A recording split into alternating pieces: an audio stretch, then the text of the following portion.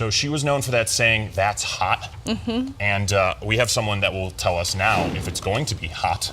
It's pretty hot here compared to other parts of the country. She's going to need a bigger ski glove to How will that get that over? up. You know, these are the problems. Yep. These are the practical problems that you think of, Mike. Speaking of skiing and cover, we need more snow to cover our ski areas. That's true. There we go. Let me show you time lapse. And this is what it looked like today up at Loveland. The ski resort's done a great job making snow, so the runs are in pretty good shape, but it's limited terrain. But look how bare the mountaintops are. And man, do we need some moisture. Look at the latest snowpack.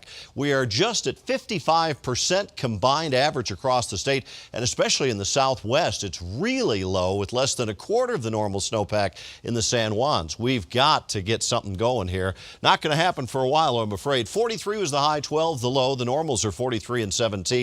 But no moisture out there. It's 20 downtown, 21 at the airport. Pressure rising 30-30. Winds are out of the south at 14. Headlines: bitter cold in the east, snow and ice down to the southeast. It stays dry and quiet here in Colorado. Let's start with the current temperatures. We're at 23.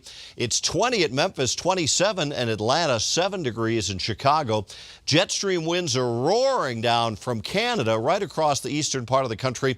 We're on the mild side of all this, but there's a lot of energy coming in for storm development. So we talked earlier about the situation forming in the east. Let me paint the picture. Another shot of cold air coming in. There's moisture coming up from the Gulf of Mexico, and these are going to start to come together in the next 24 hours and really set the stage for that bomb of a storm that's going to develop. Watch what happens tomorrow morning starting at 6 a.m. Freezing rain in northern sections of Florida, and as that storm moves up across much of the southeast, it becomes a powerful winter storm. By tomorrow night, 10 o'clock, snow around Raleigh toward Washington, D.C. The brunt of it just offshore, but by Thursday morning, snow and wind, New York to Boston, extending up across the northeast. This is going to be a big storm system for much of the northeastern United States, but nothing back here.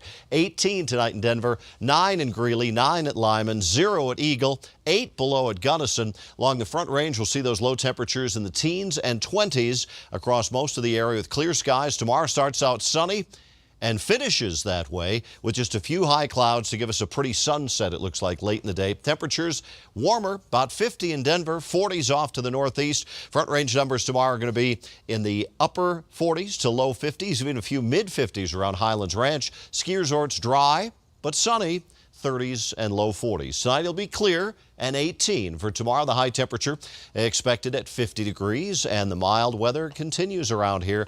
Will be 53 on Thursday, 55 on Friday, 57 on Saturday. Minor storm comes in Sunday with a little bit of light snow possible for the mountains and some flurries on the plains, but every one of those temperatures is above normal for early January for the next 7 days. The rest of the country is looking at this in envy right now. I'm sure they are. They normally do.